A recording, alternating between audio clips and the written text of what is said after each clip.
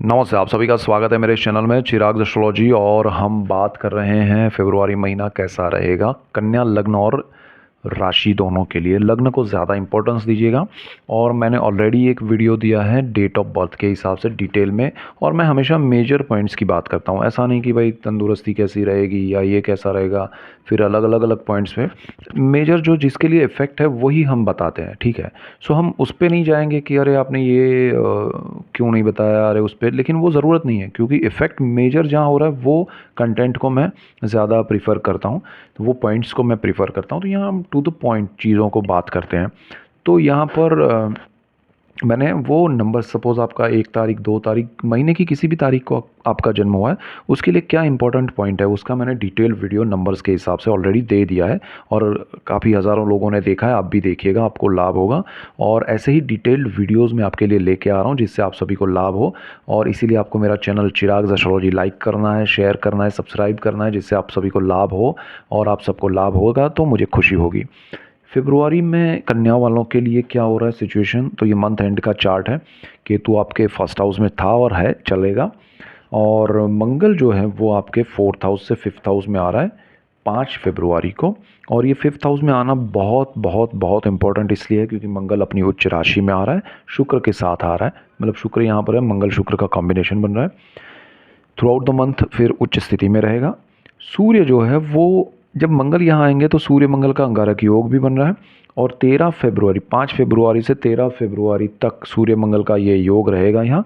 फिर सूर्य आगे निकल जाएंगे 13 फरवरी को। तो अंगारक योग तो खत्म हो जाएगा, लेकिन यहाँ पर शनि सूर्य का कॉम्बिनेशन बनेगा सिक्स हाउस में, बुध भी साथ में है, राहु आपके सप्तम भाव में है, गुरु आपके अष्टम भाव में है, मेष में। तो ये सिचुएशन में क्या इफेक्ट होगा, देखिए आपके लिए सबसे पहली बात तो मंगल की अगर मैं बात करूं तो केतु का हमने बहुत बात किया है, फिर भी समझते हैं उसको। पहले मंगल की बात करेंगे। मंगल जो है वो आपके लिए पंचम भाव में, चतुर्थ भाव में 4 दिन है, फिर वहाँ से पंचम भाव में 5 तारीख को आएंगे। शुक्र के साथ कॉम्बिनेशन कर रहे हैं, सूर्य के साथ भी करेंगे। तो पंचम भाव जो है वो प्रेम का है, विद्या का है, संतान का है, स्टॉक मार्केट है। तो उन सारी चीज़ों में मंगल यहाँ आपको प्रभावित करेंगे, इफेक्ट करेंगे। प्रेम के मामले में ज़्यादा करेंगे क्योंकि शुक्र के साथ कॉम्बिनेशन बन रहा है। शुक्र मंगल का ये योग जो है वो आपको प्रेम में सफलता दे सकता है। अगर आपका कोई प्रेम विवाह करना चाहते हैं आप, तो वो उसमें सपोर्ट कर सकता है।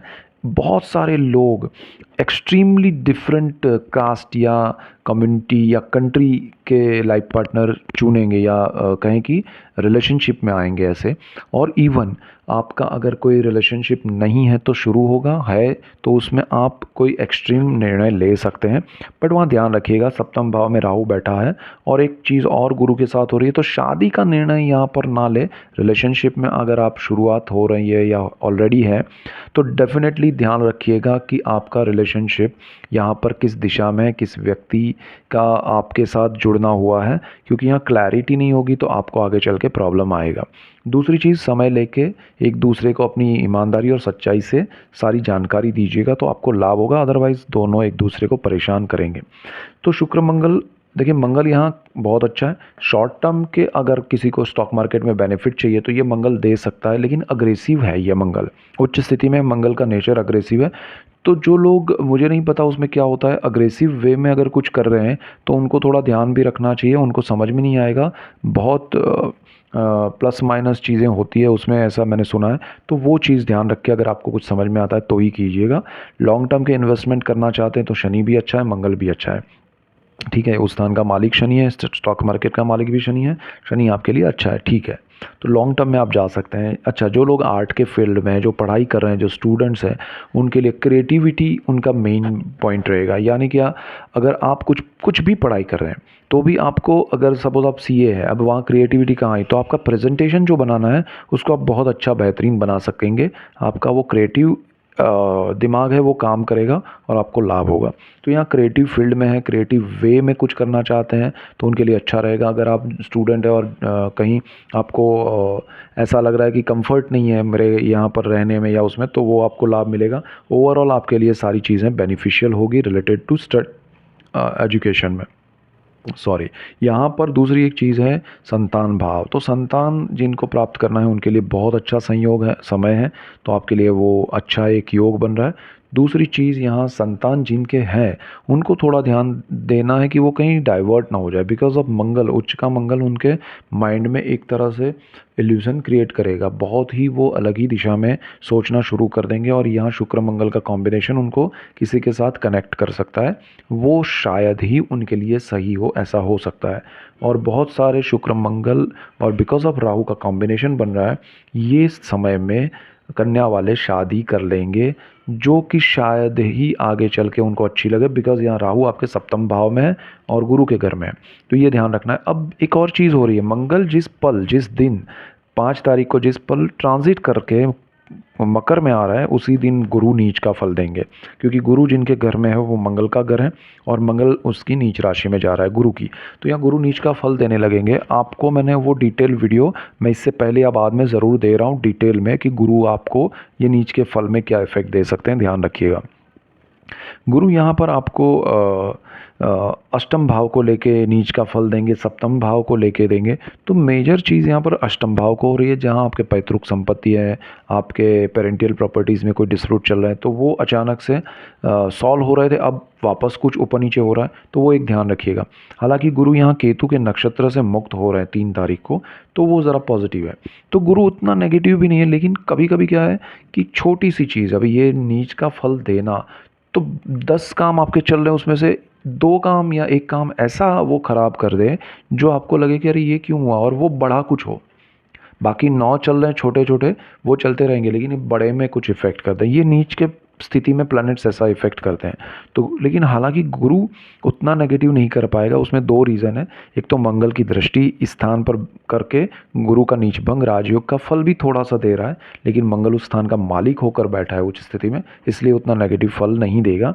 फिर भी ध्यान रखिएगा, जो गुप्त धन है, गुप्त विद्याएं हैं, गुप्त रोग हैं, उसमें भी आपको गुरु कहीं ना कहीं नेगेटिव रिजल्ट ना दे, उसका ध्यान रखिएगा। और उसमें खासकर ऐसी विद्याओं में, ऐसे मंत्र तंत्र शास्त्र में जिनका नॉलेज नहीं है, उनको उनके पीछे भाग के आप अपना समय और शक्ति का व्यय ना करें, ध्यान रखिएगा। यहाँ आपके लिए जो रोग और ऋण की, अगर गुप्त रोग की बात करें, तो गुप्त रोग जो है वो आपको अगर पता चलता है तो टेंशन मत लीजिए, उसका इलाज करवाइए, लाभ होगा और उसका सॉल्यूशन भी आएगा। गुप्त धन के पीछे आप भाग सकते हैं, उसमें आपको ज़रूर लाभ होगा, आप लॉटरी ले सकते हैं, आप सडनली कोई बेनिफिट आपको मिल सकता है, यहाँ ये चीज़ आपके लिए बेनिफिशियल रहेगी, तो वो मैं आपको कहूँगा कि आप उसमें आगे बढ़ सकते हैं, सडन बेनिफिट आपको ज़रूर मिलेंगे। दूसरी चीज़ यहाँ पर शुक्र मंगल तो साथ में है, लेकिन 5 से 13 तारीख तक सूर्य जब तक यहाँ से ट्रांजिट करके मकर संक्रांत के बाद मकर से कुंभ में नहीं आ रहा है, 13 तारीख 13 फरवरी, तब तक आपके लिए संभालने जैसा ये समय भी है। तो प्रेम के मामले में निष्फलता भी दे सकता है ये सूर्य मंगल का कॉम्बिनेशन, तो 1 हफ्ता शांति से निकालिए, ऐसा नहीं है निष्फलता ही देगा, ऐसा हो सकता है कि आप जिनसे रिलेशन में है वो कहीं दूर चले जाएं, दूसरे स्टेट में चले जाएं, दूसरे कंट्री में चले जाएं, और वो डिस्टेंस क्रिएट हो, तो ऐसा भी हो सकता है। महत्वपूर्ण बात यह है कि ये जो सूर्य है ना, वो शनि के पास 13 फरवरी को जा रहे हैं, तो शनि सूर्य का कॉम्बिनेशन 6ठे भाव में बुध के साथ, और बिल्कुल सामने इन तीनों की दृष्टि 12th हाउस में सूर्य के घर में, यानी कि शनि का भी घर, सूर्य का भी घर, ये जो इफेक्ट हो रहा है फरवरी में वो आपके लिए बहुत इंपॉर्टेंट है। 12th हाउस और 6th हाउस, जॉब, रोग, ऋण, शत्रु, ये स्थान को प्रभावित करेगा। सिंपल रूल्स अगर कहें तो आपको कोई बड़े निर्णय अपने जॉब को लेके नहीं लेने हैं, अपने बिज़नेस को लेके नहीं लेने हैं, ना ही किसी को नया उसमें बिज़नेस में लाना है, पार्टनरशिप नहीं करनी है, और ना ही आपको नए एम्प्लॉयज़ रखने हैं, पुराने जो है उनके साथ तालमेल बना के रखिए। जॉब में आपको कोई स्विच नहीं करना है, सूर्य शनि कॉम्बिनेशन है मिड ऑफ मार्च तक, कोई बड़े निर्णय नहीं लेने हैं, शांत मन से बैठना है, आपको कोई बड़े लोन कर्ज नहीं लेने हैं, आपको कोई भी बड़ा निर्णय रोग, ऋण, शत्रु के मामले में नहीं लेना है। यहाँ गुप्त रोग जो आपको पता नहीं है, ऐसा कोई बीमारी है तो उसका इलाज करवाइए ओपिनियन लेके, जो ऑलरेडी पता है उसका स्ट्रेस या उसमें कोई बड़ा निर्णय नहीं लेना है कि अभी कोई ऑपरेशन करवाना या वो थोड़ा रुक सकते हैं तो रुकिएगा, आपके लिए बेटर होगा। 12th हाउस विदेश का है, व्यय का, मोक्ष का है, तो विदेश के मामले में डॉक्यूमेंट्स डेफिनेट आपको प्रॉब्लम करेंगे। ध्यान रखिएगा 13 फरवरी से पहले चीज़ें हो रही है तो बेस्ट है, उसके बाद रुक जाइएगा। आपका मार्च के मिड में सूर्य का ट्रांजिट हो जाए, वैसे सूर्य राहु के पास चले जाएंगे तो वहाँ भी प्रॉब्लम्स आएंगे, तो फिर रुकना पड़ेगा। तो मैं कहूँगा कि 13 फरवरी से पहले अगर आप अपना काम निपटा लेते हैं रिलेटेड टू एनी, सपोज़ आप ग्रीन कार्ड के लिए, वीज़ा के लिए, परमानेंट रेसिडेंसी के लिए अप्लाई कर रहे हैं, विदेश में जाना चाहते हैं, विदेश में जॉब स्विच करना चाहते हैं, विदेश में पढ़ाई स्विच करना चाहते हैं, कुछ भी रिलेटेड टू विदेश के साथ बिजनेस करना चाहते हैं, जॉब में विदेश जाना चाहते हैं, फरवरी से पहले जा रहे हैं तो ठीक है, अदरवाइज़ जाइएगा आप मिड ऑफ अप्रैल के बाद तो ज़्यादा बेटर रहेगा। ये मैंने सीधा आपको हिसाब किताब 2 महीने का इससे रिलेटेड दे दिया विदेश के स्थान के, तो ये मेजर पॉइंट्स हैं। दूसरा आपका राहु सप्तम भाव में है, तो सप्तम भाव का राहु तो ऑलरेडी मैंने वीडियो बना दिया है, पार्टनरशिप करिएगा मत अभी ये समय में, और होगी तो उसमें बहुत सारी क्लैरिटी और थोड़ा डिस्टर्बेंस आएगा और थोड़े चीज़ें ये होगी कि भाई चलिए अलग ही हो जाते हैं, तो वो यहाँ होगा। केतु आपके फर्स्ट हाउस में ट्रांजिट कर रहा है, ये केतु आपके माइंड को थोड़ा कुछ अलग दिशा में ले जाएगा, थॉट लेवल पे कुछ भी सोचते रहेंगे, वो थॉट प्रोसेस आपके लिए आपकी हेल्थ पे नेगेटिव इफेक्ट कर सकता है, तो वो ज़रा ध्यान रखिएगा। सो यहाँ देखिए नेगेटिविटी कहाँ से आ रही है, सूर्य शनि से आ रही है और केतु से आ रही है। राहु पार्टनरशिप अगर कर रहे हैं, लाइफ पार्टनर के साथ जुड़े हुए हैं, तो बाकी ये मंगल आपके लिए बहुत अच्छा है। मंगल जो है वो थर्ड हाउस का भी मालिक है, अष्टम भाव का भी है।